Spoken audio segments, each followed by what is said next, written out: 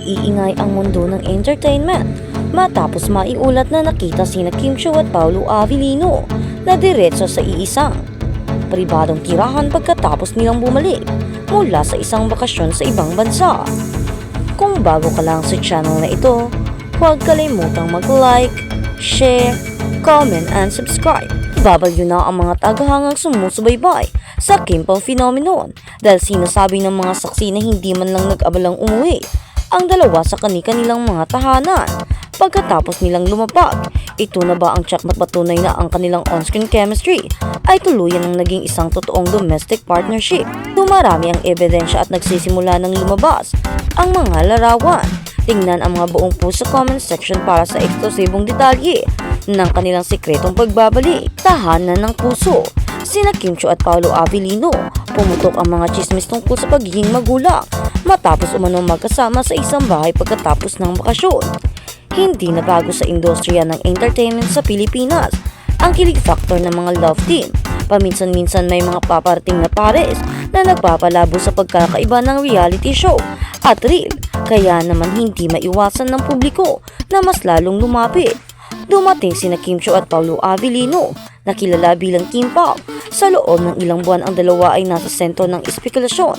Ngunit ang pinakabagong balita kasunod ng kanilang kamakailang paglalakbay sa ibang bansa ay nagpalala sa chismis. Ayon sa mga source at saksi, pagbalik nila sa Maynila, hindi sila tumuloy sa kani-kanilang mga bahay, kundi dumiretso sa iisang bahay. Nagsimulang maganap ang kwento ng mamataan ang dalawang bituin na dumarating sa Ninoy Aquino International Airport matapos ang kinakailangang pahinga mula sa kanilang nakakapagod na schedule ng paggawa ng pelikula. Bagamat sa una ay pinandatili nila ang professional na distansya sa mas pampublikong lugar ng terminal, napansin ng mga taga-Masid ang isang tiyak na kaginhawaan sa tahanan sa paraan ng kanilang paghawak sa kanilang mga bagahe at pag-aayos ng kanilang paglabas. Gayunpaman, hindi ang pag-uugali sa paliparan ang nagpasiklab sa social media, kundi ang nangyari pagkatapos nilang umalis sa kalsada. Ayon sa mga nasa loob, isang sasakyan lamang ang nagdala kina Kim at Paolo kasama ang kanilang pinagsamang mga maleta patungo sa isang pribadong ari-arian kung saan umano silang nagpalipas ng gabi ng magkasama.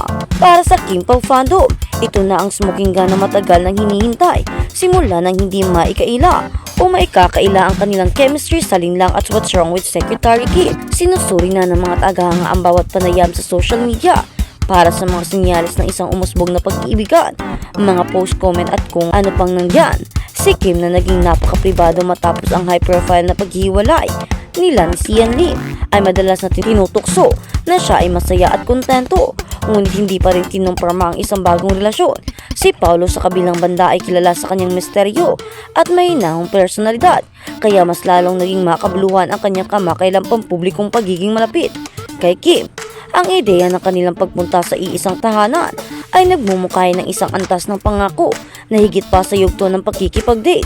Sa kultura ng showbiz sa Pilipinas, ang pagbabahagi ng iisang tirahan ay kadalasang nakikita bilang ang pangwakas na kumpirmasyon ng isang seryoso at pangmatagalang pakikipagsosyo. Bagamat wala pang opisyal na pahayag ang inilabas ng panig, ang kawalan ng pagtanggi ay lalo lamang nagpasiklab ng galit. Ipinaywatig ng mga kaibigan ng actress na si Kim ay nagniningning nitong mga nakaraang araw na naiugnay ang kanyang bagong tuklas na nagningning sa isang pakiramdam ng seguridad at pagsasama na parang iba sa kanyang mga nakaraang karanasan.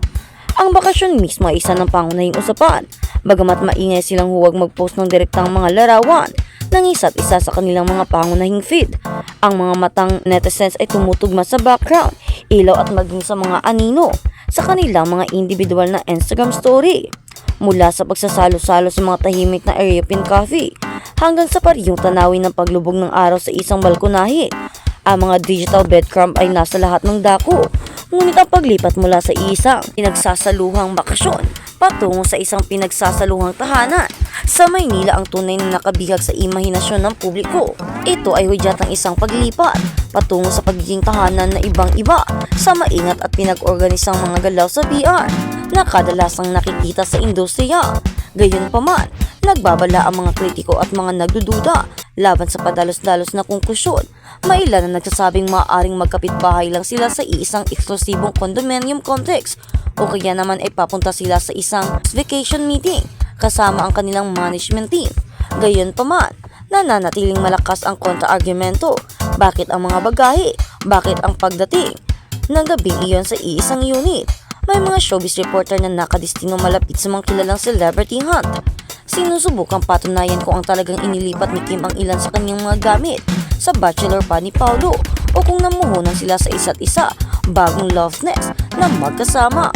Hindi maikakaila ang emosyonal na epekto o balitang ito sa kanilang mga taga-suporta matapos ang hayagang pagdurusa ni Kim na maging maingat sa kanyang mga tagahanga.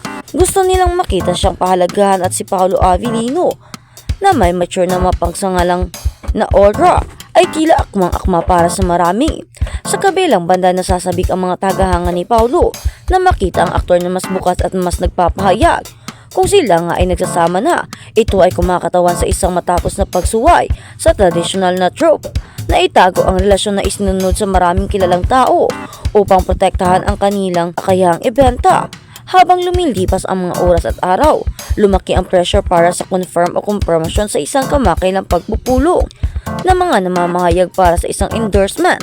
Tinanong si Kim tungkol sa kanyang buhay sa bahay at sumagot siya ng isang misteryong ngunit tunay na ngiti na nagsasabing nasisiyahan lang ako sa kung nasaan ako ngayon. Parang tama ang lahat, bagamat hindi ito isang oo tsak na hindi ito isang hindi. Nanatili si Paolo sa kanyang karaniwang pagiging stoic, ngunit ang kanyang aktibidad sa social media, ang pag-like sa mga larawan ni Kim ilang segundo lamang matapos itong i-post, ay maraming ipinahiwatig sa mga nakakaalam kung paano basahin ang mga sinyalis. Ang Kim Pong phenomenon ay higit pa sa isang tagumpay sa marketing. Ito ay isang kwento ng dalawang batikang individual na nakakahanap ng kapanatagan sa piling ng isa't isa pagkatapos ng maraming taon na pagiging nasa spotlight. Opisyal naman silang nagsasama o gumugol lamang ng mas maraming oras sa iisang bubong para makatakas sa mga mata ng paparazzi. Isang bagay ang tiyak, sina Kim Chiu at Paolo Avellino ay hindi na lamang mga katrabaho. Naglalakbay sila sa isang landas na pinagsasaluhan at ang publiko ay masayang sundan ang paglalakbay. Sa mga darating na linggo, inaasahan namin ang mas maraming pasabog. Habang naghahanda ang dalawa para sa mga paparating na proyekto, kadalasan lumalabas ang katotohanan sa panahon ng promosyon ng isang bagong pelikula o serye. Ngunit sa pagkakataong ito, tila mas mabilis na nangyayari ang realidad kaysa maiulat ang sa script. Sa ngayon, ang imahe ng kanilang pinagsasamang sasakyan na nawala sa isang pribadong driveway ang nananatiling pinaka-pinag-usapang eksena sa lokal na showbiz na muling nagpapatunay na kung minsan ang pinakakapansin-pansing drama ay nangyayari kapag nakapatay ang kamera. Kaya naman, kung ano man ang katotohanan sa likod ng mga isyong ito, kung totoo man na magkasama na sina Kim Chiu sa iisang tahanan,